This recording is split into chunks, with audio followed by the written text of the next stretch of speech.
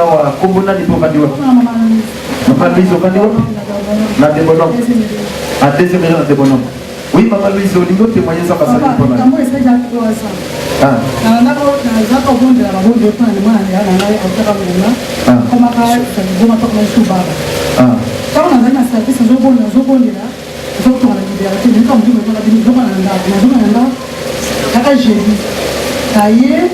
maman a dit que na sabon ile singa mbe dotina na kwa kama mza na ndao na mama kwa mimi na kwa fungula radio kuna kwa nini radio ya abule eternel na fongoli kwa leo hiyo amuna pe yote ila des ans que ça mec ni bana na chisa ni nani kwani sasa mama kibo na tia maji na kutola radio na hiyo wao pesa magonde ile na nataka kufukama ndio mwa na pesa maji msitu na tia na tia kwa radio na fukama tampie de symptômes na jui na familia na jui suma uko kwa pesa mwa na tena shamba kwa mbonali pesa hiyo utanga nika baba wana zo loko mokote ajui mai ba pesa ya mingi kama atisuma boko atina mtu tolala tu mambo kureka tani kabini siku adresse na mio na zwati 2 ans après la semaine à Angola na ko kwa pera ni sasa na live na kabini na zo kwa mama kwa miote Lebo sama kami koroni na fani kana epo mikana na ngai kuna mtepa molanga kwa bisu.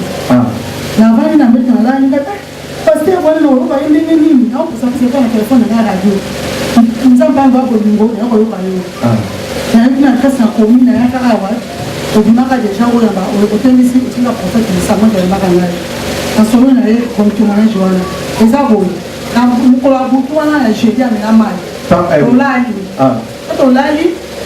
Donc etani na muna asenga na datina na liberté 6 ans na demi alors il fallait ngara je crois maman les na veranda ya nini na veranda fini kwa chambre na ngai na tena na komunika na musta na maquillage à CCP moi na yote na sima non ka binga bonjour maman na yoka cher de pour papa donc moto azala ki liboma pe ba rappel ba moi baba inga bombali na yoka cher de mais tango amelima wana na buto ikuta pa nza pasa musani wa kusala toko etana ngi 5 ans ndio chamba na kwa na gari Sokoto ngala vana sisi mateja biki na sac na la bima reste ensemble là qui donc on dit bonjour maman papa na lenga na kusaka nzambe na biki na sana kinga boki boki na toko nzambe na va lobi donc merveille lobi be abiki on va passer le loti le lo alléluia bana nzambe esa na boko pele ko na Yesu